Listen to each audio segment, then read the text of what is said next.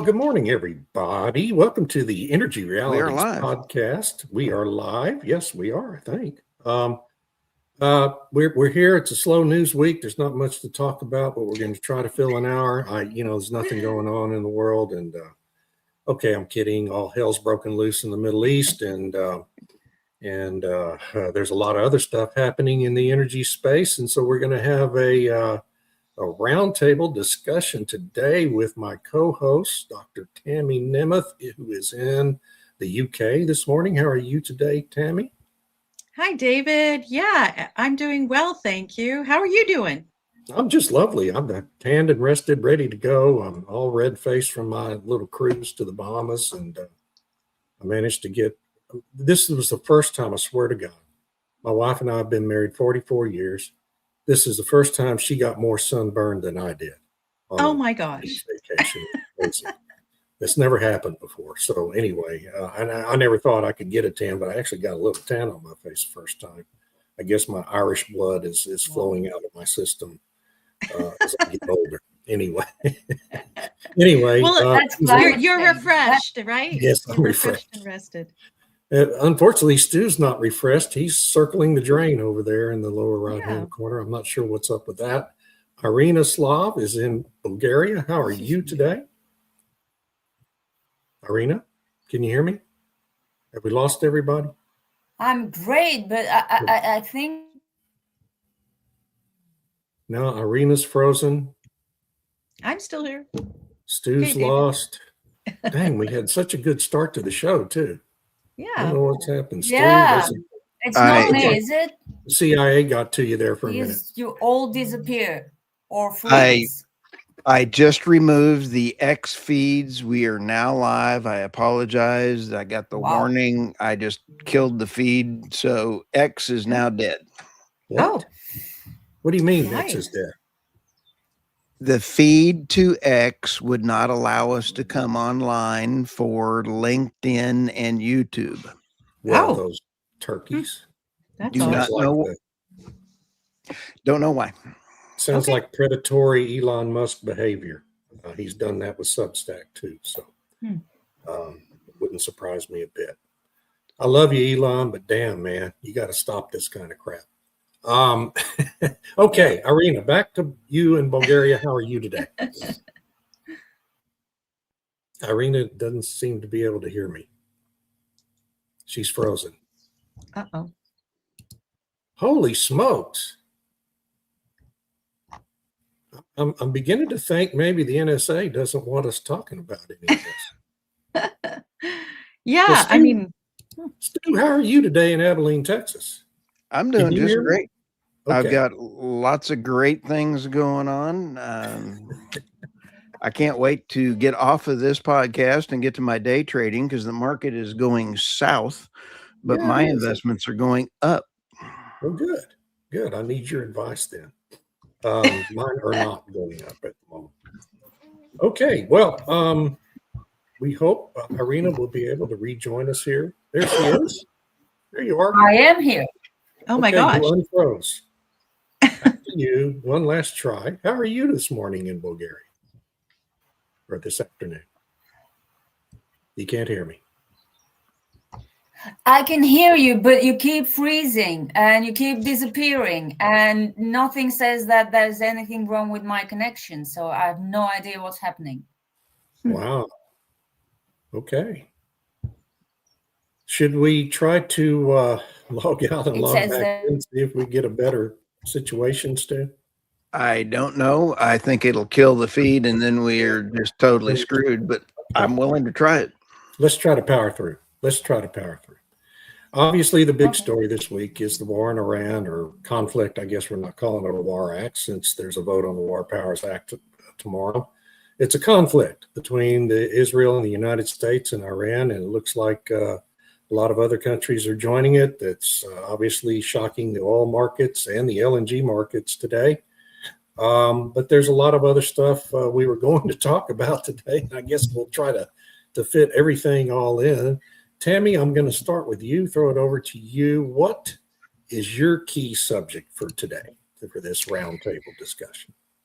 Well, I was going to talk about what happened with the IEA last week, which was really fascinating, and of course Iran.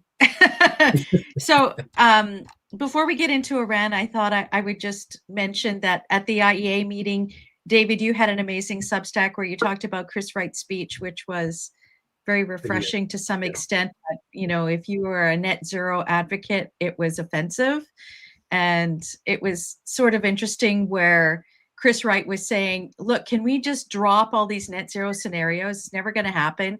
Can we focus on real data and analysis and forward-looking stuff that includes all forms of energy, particularly oil and gas and coal, and not just, oh my gosh, it's all going to be left in the ground and everything's going to be wind, solar, battery backup kind of thing.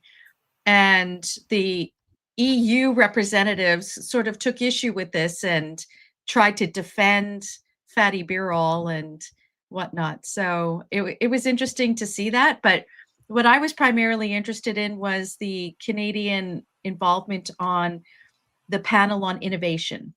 And Tim Hodgson, who's the Energy and Natural Resources Minister in Canada, was asked about, well, how does this work for Canada when Mark Carney's touting climate competitiveness? What does that mean? And so Hodgson made some interesting points about climate competitiveness. And he had this one statement that was hilarious, where he said, Canada has the lowest carbon emission intensity LNG in the world, and we're proud of it. And it will be a differentiator on the world market. However, people today won't pay for that right now, but we think in the future people will. So we're going to. Why won't they pay for it? Because it's not competitive? Right. So we're going to force our industry to be low carbon emission intensity, and we're going to increase the industrial carbon tax, and we're going to make all these methane rules and everything. And yeah, it's going to add cost to it. But hey, we believe in the future this will be competitive. What? People are going to pay for what's cheap. What's the lowest price, not what's, low emission, whatever. But it was this whole faith and hope thing where we believe. Well, okay, what's reality? And it's kind of like net zero, where we believe the people are going to get behind net zero. Well, what's the reality? People starve and they're frozen and everything. It can't afford their energy. It's so funny here in the UK. It's sad. There's these ads on the radio where they're encouraging pensioners to take out loans against their pension to help cover their expenses, including their energy bills. How sad is that? And so, it was interesting. I just want to tie this in a little bit to what the UK has been doing. So while everyone was distracted with the Epstein files and Prince Andrew, former Prince Andrew, whatever his current title is, being stripped of everything, Ed Miliband brought in community energy, which is the government's going to give £1 billion, when I thought there was a black hole in the finances, £1 billion to councils to invest in clean energy. And that can mean investing in wind and solar battery backup projects that are nearby, or it is to install solar and wind or whatever within the councils. So it's another way to divert taxpayer money into different things. So, while people are distracted by all these other things, I think they need to be careful what's being brought in while everyone's being distracted. So is this going to make things competitive for the UK? No, it's going to make everything more expensive. And then one last point, Ed Miliband was asked on BBC or some program, why not open up and expand North Sea production to help lower prices? And he said, well, that won't lower prices. And the problem is he's right, because so much of the expense and cost to UK energy users are all these connection fees, all these flat rates about, building up all the interconnections and building up the infrastructure to put the transmission lines from all these ridiculous wind projects all over the place. So those are fixed costs. And it doesn't matter. You can bring all this cheap natural gas into the system, and it's really not going to lower the prices very much because of this weight and burden on the UK population. So those are my little bits before we get into the discussion of Iran. Yeah, I mean, it's a classic left-wing politics approach. You rig the system so that something goes one way and one way only. And then you complain on the other side, well, we can't do this because that won't work, right? So they've got the system rigged now, and it's hilarious. It's not hilarious. It's tragic, actually. It's sad. It's sad. It's yeah. really sad. Anyway, but that's how they function everywhere. Unfortunately, we're not immune to it in the United States, obviously. As the blue states are finding out. Yes, well, exactly. Yeah, we've got that enormous discrepancy in utility rates between the blue states and the red states. It's just, and that map is so stunning. It's amazing. People still can't make that cause and effect connection in their brains. Yeah. Irina, I'm going to let you take the next shot at what you wanted to bring to the discussion today. What issue did you want to focus on in our roundtable today? First, I'd like to make a note about climate competitiveness and LNG competitiveness that Tammy mentioned. It reminded me of a company that was certifying LNG producers for methane emissions. That was a few years ago, and somebody from that company contacted me and said that clients are very, very interested in low methane emission LNG. And I asked, doesn't it carry a premium? People like their energy cheap. No. There are many people who want to buy clean LNG. Well, I haven't seen this market balloon, so I don't know what to say about that. But I have been having fun with energy analysts from investment banks and other outlets who have been doing a lot of forecast revisions right now after this weekend. Uh-oh. Oh no, we've lost her. I wanted to hear that. Sorry, so sorry about the technical difficulties today, folks. Let's go to Stu while Irina's frozen, and we'll let Stu take this shot, and then we'll go back to Irina when she unfreezes. I would love to absolutely give the UK a shout out that they've got some solidarity with California. Katie Grimes, I interviewed her. She is the editor-in-chief over at the California Globe. And they've got another round of CBAM type activity with carbon reporting and everything else rolling around. It may take out, they had 30 refineries in California, and they are now going to have 7. And they are now going to go to 0 if this is rolled out, and they're moving it forward. Yeah. It is bad. Can you imagine the entire West Coast with no refineries? That's exactly what's happening. Well, it is, yeah. I mean, and it's intentional. That's the fantasy that the Newsom administration and governors. I mean, he's not the first governor of that state. Jerry Brown is a freaking lunatic, for crying out loud, and had him before Newsom. And to be honest, Arnold Schwarzenegger wasn't much more realistic than the Democrats in that regard. So they've had a long line of governors in that state who just live in this fantasy world where sugar plum fairies and unicorns can power their grid. So yeah, you're right, Stu. I mean, it's going to be down to 0 refineries eventually if policies don't change. And I mean, given the way Californians vote, or at least the way the votes are counted in California, there doesn't seem to be a big prospect for anything changing anytime soon. No, so hats off to the UK for leading the charge on stupidity and having California follow. And then we have Germany absolutely jumping off the lemming. They used to be the poster child of beautiful green energy. Then they blew up their nuclear reactors, and now they've got some serious problems. Now we've got the Iran problem coming around, and diesel prices in Europe are going to go through the roof. So buckle up. Anyway, Yeah. sorry, Irina. Welcome back, Irina. How Okay. are you? Welcome back. And Can now you hear she's us, frozen Irina? again. He's frozen again. Oh my Oh, gosh. this is awful. This is awful. So I'm sorry, folks. We will hear from Irina eventually, I hope and pray. I'm going to take the floor now and talk about my key issue that I wanted to discuss today. It's not really an issue, it's a celebration. February 24th, I believe, was the 10-year anniversary of Cheniere Energy's first LNG shipment from the United States, just 10 years ago. The first shipment of LNG took place. That came after Barack Obama had signed a bill in his final year as president. In 2015, December 2015, he signed an omnibus budget bill that allowed for LNG exports from the United States internationally and oil exports.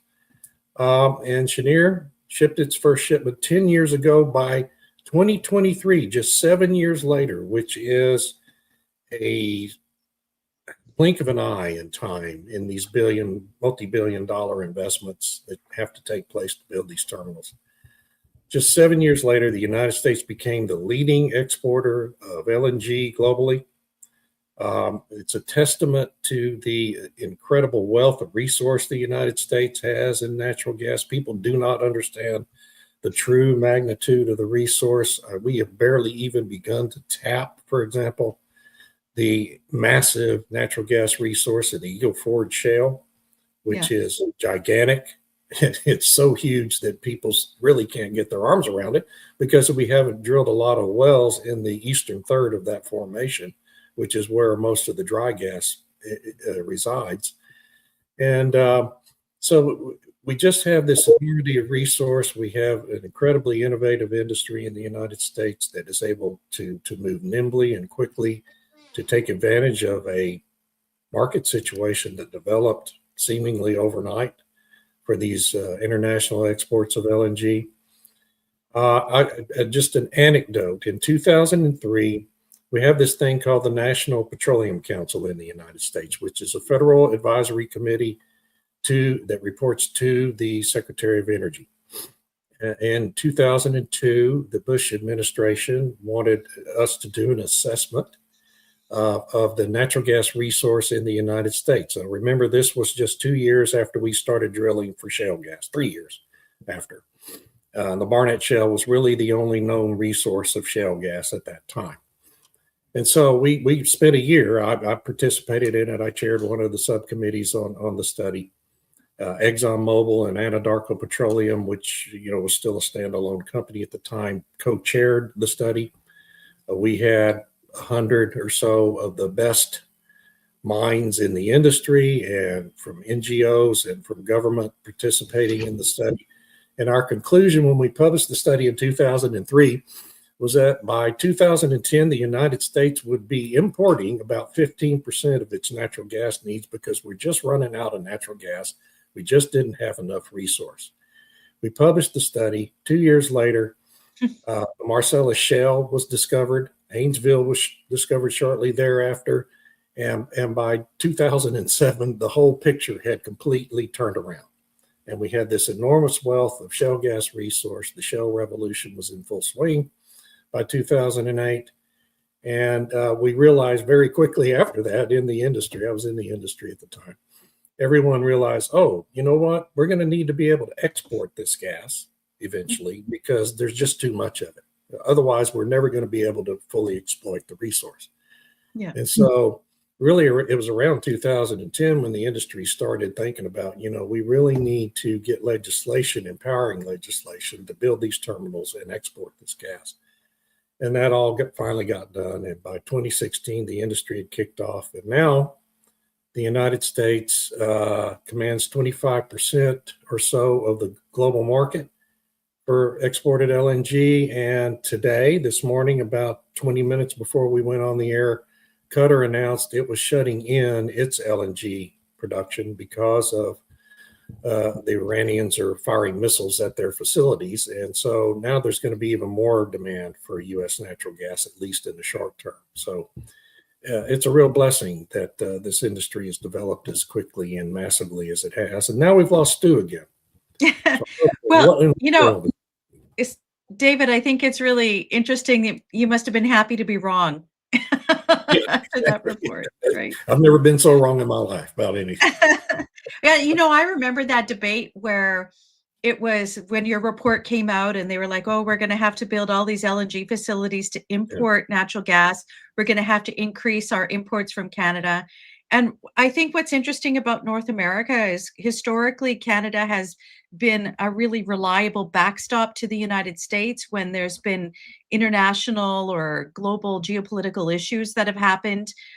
This happened in 1967, where Canada was able to backstop the United States when there was the attempted embargo, which didn't work. And part of the reason why it didn't work was that the United States was able to ramp up production. Canada was able to backstop it. And then that kind of fell apart in the 70s for various reasons. But, Canada does produce a lot of natural gas. We have incredible resources up in the sort of Alberta, northern British Columbia region that, they want to increase and whatnot. So in this case, it's a pity that Canada doesn't have better pipelines to the East Coast, because right now, if I could just address something that Andrew Micklem has put forward there about Australia, Canada accepted its first LNG cargo load from Australia in the Maritimes, and quite usually they import from abroad when there's spikes in weather-related sort of increases. Normally, until about 5 years ago, 6 years ago, there was offshore natural gas up by Nova Scotia, the Sable Island field, and that kind of got depleted, and they decommissioned those sites, but they import most of their natural gas from the United States. It's just that kind of geological way for the pipelines to go there. And so Western Canadian natural gas goes as far as Montreal and parts of Quebec, but it doesn't make it into the Maritimes, which is one of these peculiarities of the Canadian situation. But we can send it south if we have to, if that means that the United States can increase its LNG exports to the world where they need it, to fill the gap that Qatar, to fill Qatar pulling out and so on. So it's really fascinating how these interrelationships work. And I was gratified to see that Mark Carney right away supported the efforts in Iran. That really the United States stepped up almost immediately. Yeah, it's really something. Yeah, it was unexpected. I didn't expect that to come quite so fast, but he really jumped right in. Yeah, especially given what his relationship is with the UK and the EU, who were dragging their feet and didn't want to support the action. So until UK was kicking and screaming, sort of. But interesting. Well, that was odd too. I mean, I couldn't understand why Starmer jumped out like that so quickly. It seemed to be kind of a rash decision, but of course, I don't have any real insight into it. But then yesterday he relented and didn't really understand his reasoning for that either. But I'm sure he had a difficult phone call with Trump at some point in there. Maybe, yeah. What do you think, Stu? I think the world is healing. It's going to be a bumpy ride for a few weeks, but I believe that the attack on Saudi Arabia is a wake-up call for the Gulf states. Their refinery has just been hit, and their biggest refinery is now on fire. And there is I'm afraid to try this. I would like to try to share my screen, but considering our technical difficulties here, I don't want to really kind of blow that up. But when you sit, so to speak, the fact that the United States hit Karg Island, we actually hit Karg Island and hit the power plant. The Karg Island is 90% of the Iranian crude shipments go through that. And I can try to bring up the tanker traffic I've been watching. It's kind of like a video game. They're all waiting for insurance papers. I almost feel like I'm watching an old World War II movie. You got papers? You got papers? No, I got no papers. No papers for you. Holy smokes, Batman. The whole thing is, it's the insurance people. We've already mentioned this. And I believe that if we see how this goes around, the pricing matrices and mechanisms have already been wiped out with the current regime. Their financial systems are wiped out.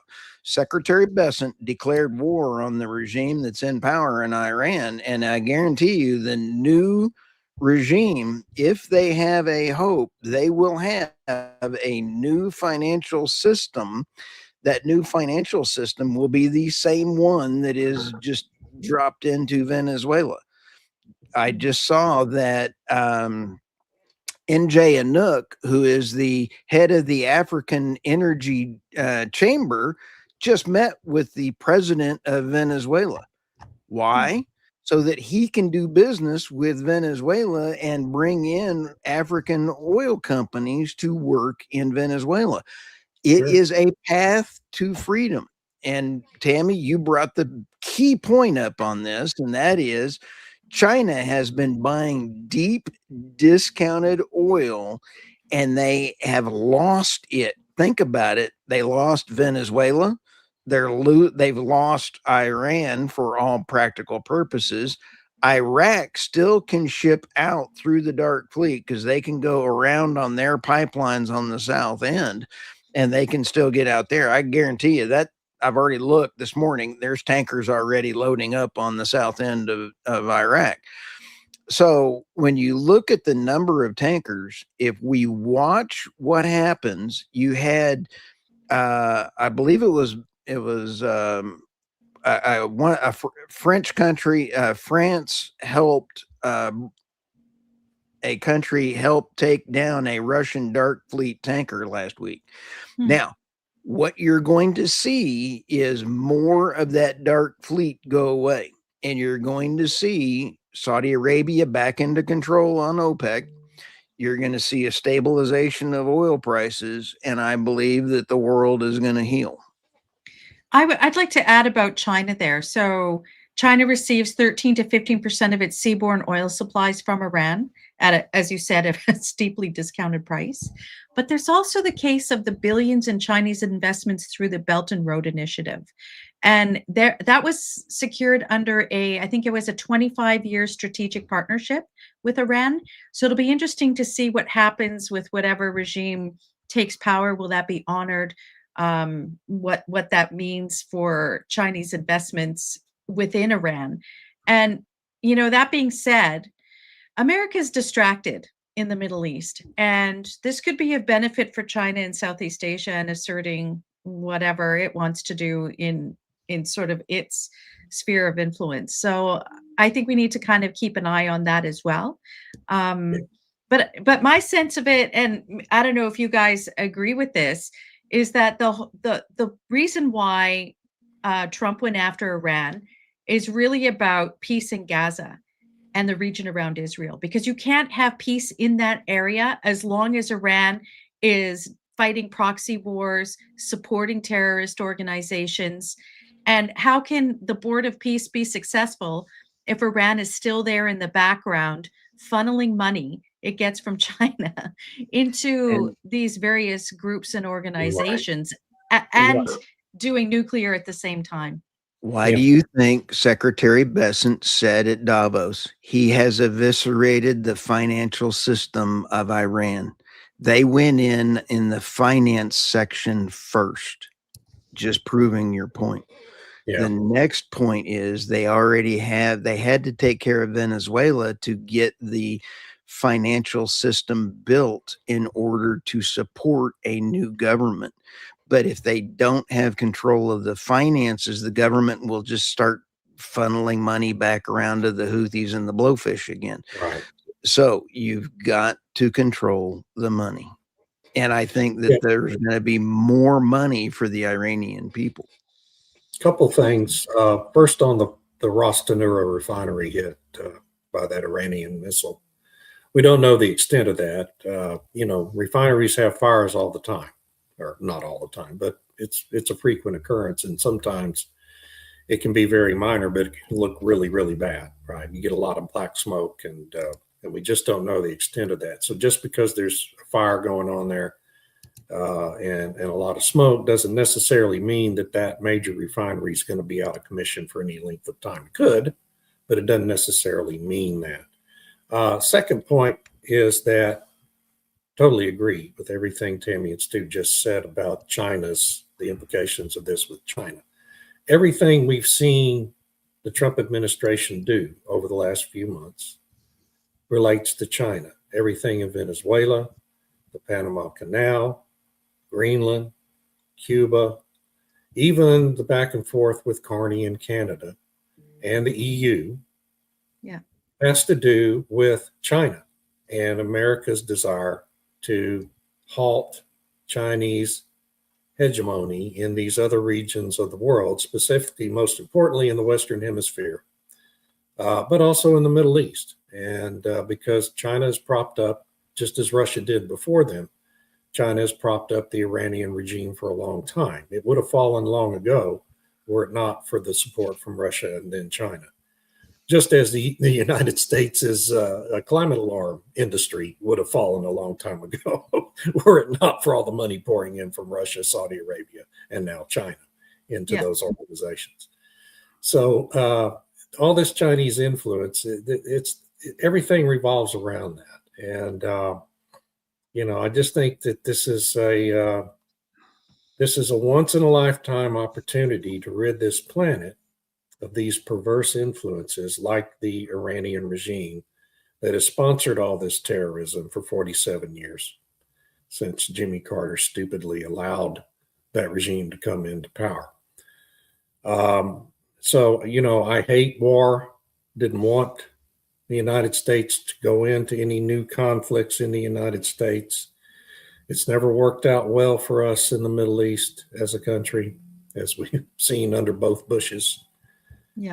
This is not a Bush sitting in the White House, and everybody's got their own opinion about whether that's for better or worse. But this is a different thing. This is not 200,000 American boots on the ground, which Lindsey Graham has lusted after for the last 30 years, and John McCain before him. This is a targeted campaign that's mainly through the air, and hopefully won't linger for 19 years like Afghanistan did. Can I add something about that Saudi Arabia refinery? My understanding is that they shot down drones and debris hit the refinery, and that's what caused the fire, and it was put out right away. So that's what Reuters and Bloomberg are reporting. So, but it's fog of war, and we don't always have the most accurate information. I'm wondering though, what do you think about, I know, Stu, you said that the world's going to heal once this is all over. And I'm wondering what the trend is with oil prices and natural gas prices with these announcements, and just how temporary that will be. I mean, if Iran comes back online a couple months from now or something, will that cause the prices to go down? Right now, there's this temporary increase in global prices. How high do you think it will go? If I could ask you to speculate, both David and Stu.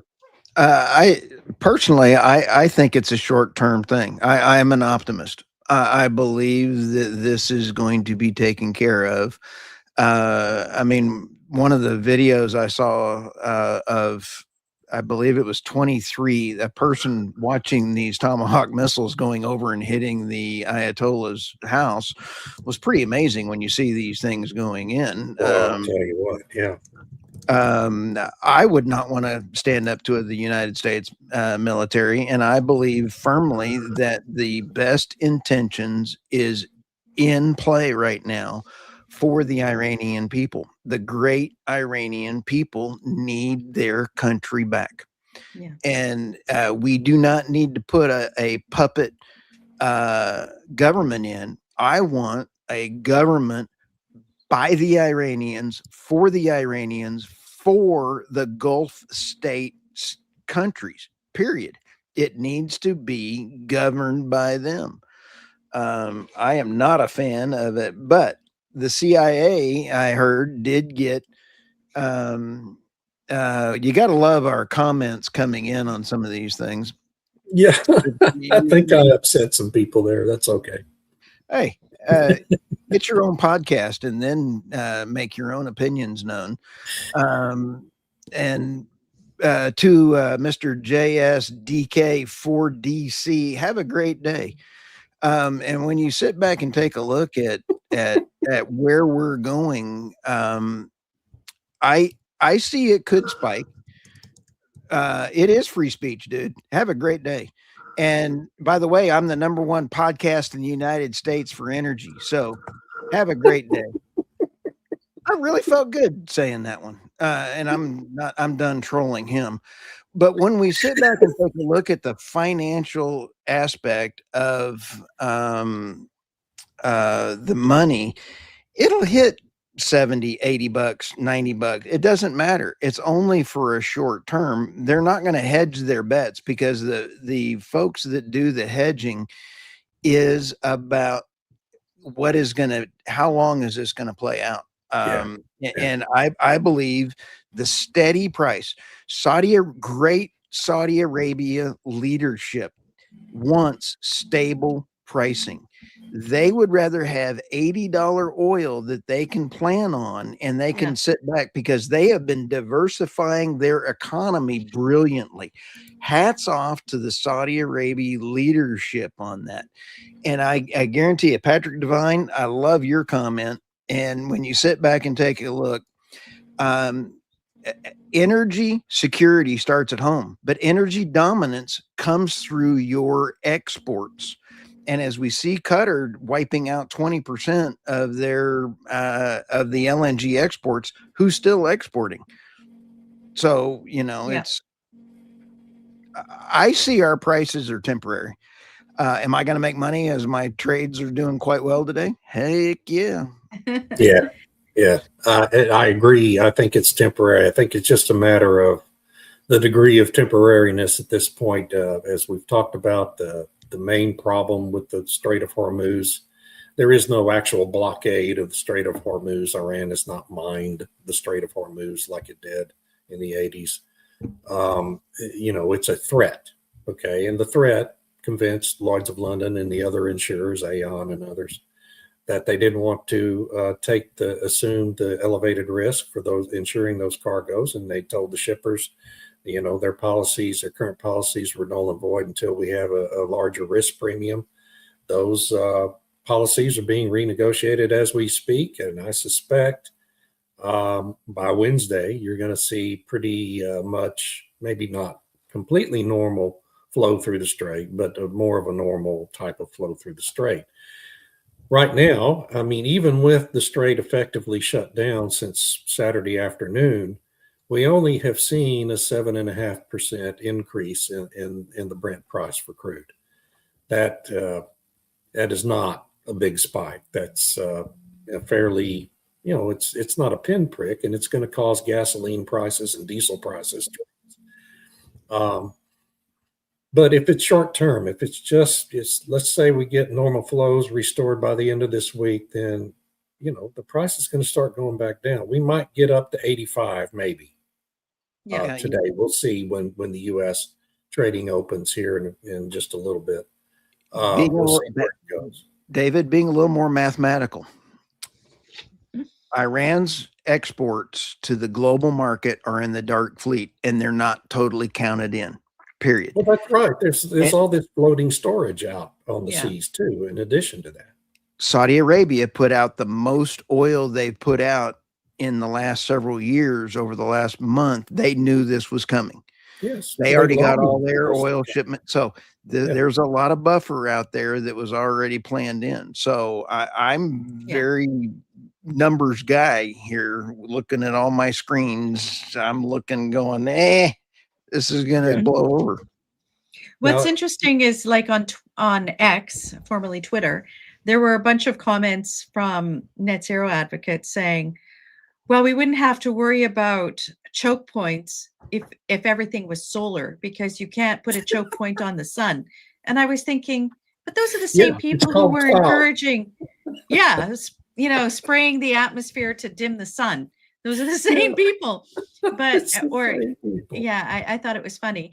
But one of the things that I think you wanted to talk about was that screen cap you had of Bloomberg and Javier Blas, where is net zero really a dead concept?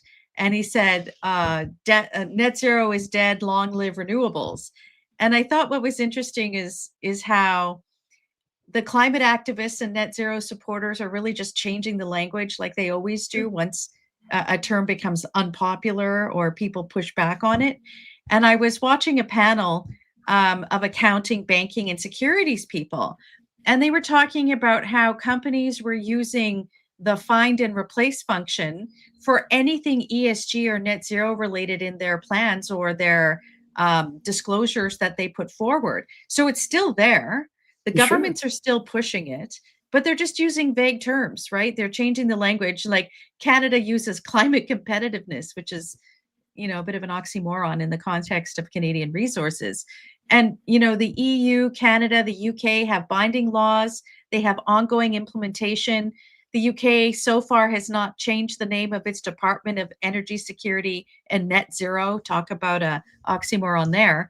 But I think the death here that Javier Blas was talking about was really about diplomatic language rather than actually getting rid of net zero. And I can see these countries doubling down on it now with the situation in the Middle East, saying, let's build more wind and solar and batteries so that we're not dependent on the Middle East oil and gas.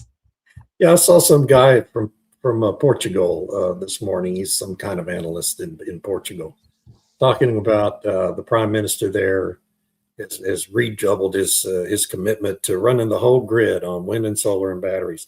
This is a country that just suffered a massive, enormous blackout last summer because they didn't have enough baseload running on their power grid, and the whole damn system failed, right? Yeah. But they're just doubling down, tripling down. And why is that? Because at its base, at its heart, we always have to remember that the climate change movement is nothing more than a far left political movement using this climate hysteria as the basis for implementing socialist authoritarian governance and control from central governments around the world. So, yes. The red heart of the green movement. Right.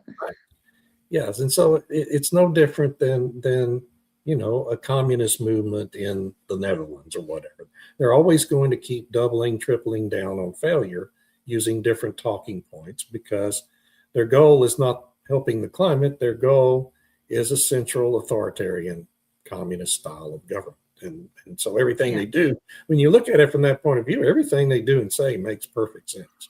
Yeah, for sure. And so that ties in also to the other story that I think you wanted to talk about, David, which is the court ruling that Greenpeace has to pay the hundreds of millions of dollars in damages for the Dakota Access Pipeline incidents. And Greenpeace trying to say, oh, we had nothing to do with it. We weren't doing all this organizing, which is just, are you joking me? Yeah. They're so pathetic. I wrote about all that stuff in real time. I probably wrote 10 pieces on it while it was happening at Forbes. And Greenpeace was at the center of it. And the damages they caused to the dadgum climate, not the climate, but the environment there in that area was just enormous and takes years to recover from. The cleanup costs alone were upwards of $100 million just from the mess they left behind. And all the animals that died, they had all these dogs and cats that people brought with them that they weren't taking care of. And It was awful. It was just a horrible display of how little these people really care about the environment. It's all about politics. And, I'm glad that that judge made that decision. I wish he hadn't, he cut the damages award by the jury in half. And still Greenpeace is screaming, it went from 672 million, I think, to 345 million.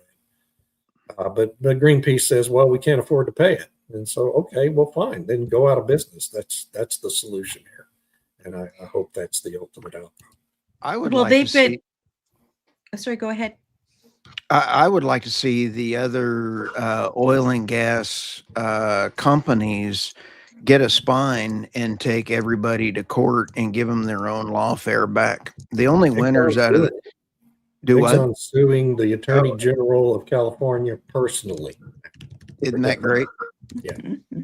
That's the way it should be. Unfortunately, Exxon's probably the only major oil company that would be willing to do that. But this is it's why Exxon's more competitive than all the other major oil companies, frankly. It's one of the main reasons. I'd have to say this was absolutely a horrible production. We've had all these issues. I just wonder what's actually going on. And for anybody that's listening, I apologize for that JSDK4DC. I banned him from the thing. So if anybody ever makes comments that I don't like, sorry, I'm gonna wipe you out of the whole program here. Have a great day. And when he's using profanity. Yeah, right. You're out. We've always done that with people. I really enjoy having I don't care what your opinion is. I want to hear about it. But you start doing that kind of crap, have a great day. Yeah. I mean, I can cuss all I want to, but it's my podcast, not yours. Yeah, but I mean, the type of cussing you're doing wasn't what he was doing, which could get us banned from YouTube. So it's like, why take that risk? Free speech and all that. Talk to YouTube about not allowing that kind of profanity. So just avoid the F word and personal attacks, and you're probably going to be fine. Yeah, for sure. Happy to have those conversations. But I find it interesting about Greenpeace. If I can just go back to this for a second. Yes. They had all this money, and now suddenly they say they have no money. And the Greenpeace International is suing Energy Transfer in the Netherlands. So for whatever damages, saying it's the chilling effect and all this kind of garbage. What about the chilling effect Greenpeace has on other organizations when they smear and do all this other stuff? They won when Resolute Forest Industry tried to sue them. So I don't know where their money's gone. It's interesting. Well, so China, this all goes to a lot of things the Trump administration's been doing. The NGO community has been decimated with the the cutbacks in the USAID budget. All that billions of dollars were flowing into those NGOs, which in turn poured money into Greenpeace and these other left-wing groups. And so a lot of that money flow's gone. A lot of the Chinese money is no longer flowing in because Besant's got control of the money flows. And it's a real problem for these conflict groups when they have to actually raise money the honest way, and that's very hard for them. So I wish them the best or the worst of luck. Actually, what's sad is I truly enjoyed my 2 podcasts with Dr. Patrick Moore, one of the founders of Greenpeace. Cool cat. I didn't realize that I would get 2 hours each with him. And it was great hearing how it was started and then it was hijacked. Yeah. Well, they all have been. I mean, even the ones that the industry used to be able to work with, and I won't name its 3-letter name, has been hijacked by the same people. And you can't work with them anymore because they're not honest brokers anymore. And that's a sad thing, because it was really good to have at least one that was kind of an honest broker that you could actually work with and trust to keep its word. But now there aren't any. And that's a bad situation for trying to solve. And this gets me to my main point about these groups. They never want to solve a problem. We have to understand that they're not interested in actually solving problems. because solving problems means there's no conflict. And if there's no conflict, then they can't scare people into giving them money. So you're never going to solve any problem trying to work with any of these left-wing climate alarm groups. I'm talking to all of you folks still in the industry who think you're doing the right thing by reaching out and trying to work on these joint projects with them. I did it several times in my career, always to end up in a failed situation because you can't trust them to keep their word at the end of the day in any agreement you think you have with them. This is never going to change. It's only going to get worse over time. So that's the unfortunate thing about those groups. They have no actual interest in solving any problem. That's the truth. And okay, I guess my rant on that's over. But yeah, just well, look, I think that's a really important point, because there are some really good environmental groups that were concerned about protecting certain elements of the environment. But it seems like over the past 10 or 15 years, their leadership has changed and they become far more focused on not necessarily preserving the environment in various areas, but to weaponize it in this quest for net zero. At least that's what I've observed in Canada, which is really unfortunate, because they had done some really good work, and I'm not going to name who they are, but it's really quite tragic that these groups that were established for a certain purpose had developed a really good reputation, and then were kind of gradually taken over and now conduct operations that are not in the best interests of the local environment. So yeah, it's unfortunate. One last point on this. This dynamic we're talking about here, everyone, is why we have the hysteria over carbon dioxide in the first place. Because these groups, like the Sierra Club was a great example, working in the 70s and the 60s, the advocacy on behalf of endangered species, the advocacy for the major statutes like the Clean Air Act and Clean Water Act and the Safe Drinking Water Act. Our environment in the United States during that period of post-World War II period of time was filthy. Okay, we had rivers catching on fire. We had raw sewage being pumped into rivers by major cities. The air was unbreathable in some of our major cities around the country. So what happened? These groups themselves succeeded in lobbying the government to pass these major statutes like the ones I just named, which were incredibly effective in doing what? Solving the problem of real pollution. So we get to around 1995 and all of a sudden they're having a hard time raising money because they've actually solved problems. Yeah. The environment's much, much cleaner. The average car in America produces less real pollution today than in a year than it did in a minute in 1979. Okay, incredibly successful. Major statutes and regulations under those statutes. So they had to find a reason to exist, and that's how carbon dioxide became the boogeyman. Okay, you've gotten rid of the real pollution, so now you have to define plant food, the literal basis for all life on the planet, as a pollutant. That's why the World Economic Forum and that whole group is going after water next. Oh, they got to have something to control. It's going to be the water. Yes, that's absolutely right. And they're already doing it. They're already moving that direction. Yeah. They've been talking about that for some time, but yeah, they've really been sort of ramping up the research on water issues and whatnot, and putting Johan Rockstrom and Mariana Mazzucato in charge of that, which I think is rather disturbing, but that's a conversation for another day. I'm sure we'll see the usual suspect universities involved, Cornell and Leeds and the usual suspect NGOs like RMI and several others here in the United States. They'll all get involved and concoct all these phony studies. And oh my God, it's going to be a new hysteria all over again. Yeah, for sure. It's just job insurance for us, though. For sure. And the energy realities, and how else, with all this net zero stuff and all these other things, energy realities matter. I think Stu's frozen again. Stu, are you Uh-oh. frozen? Okay. You were so still, man. Oh, Stu, come on. I want to make just one last point about the International Energy Agency. So, I've been trying to find data, historical data for various reasons.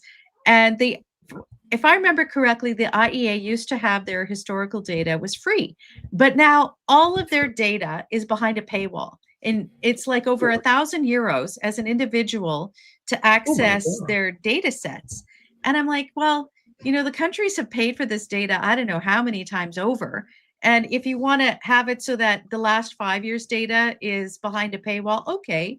But really stuff from the 70s and 80s, why is that behind a paywall? So my appeal is to Chris Wright, Mr. Energy Secretary of the United States. Please talk to Fatty Birol and find a way to make that historical data freely available to researchers. I mean, think about that. That can only be an intentional effort to obscure the record. Because I don't know, right? They do not rely on that for income, for support, for the continuation of the group. They have 90 plus countries that are subscribers who pay their bills. Yeah. That is an intentional effort to obscure the record. And yeah, Chris Wright ought to get on that. That'd be a great issue for him. I don't quite understand why all that historical data is behind the paywall. It's insane. And, it makes it really difficult for researchers to find, accessible, reliable data in order to discuss what the historical developments have been over time for various issues concerning matters that the International Energy Agency covers. So, yeah. Mr. Wright, please, Secretary Wright, do something. Mr. Secretary, get on it. Okay, I'm not giving him orders. Anything else for the good of the order? We are up against time. I think we've lost Stu's attention here. I got things to do. I got to go make money. I do too. All right. I'm sorry that we lost Irina, because she would have had some really great things to say. She sent an email saying her connection was messed up. So hopefully we'll have everybody on board for the full hour next Monday. Thank you all for joining us. We're going to let Stu get going on his day trading now. Yes. Thank you, everybody. Thank you.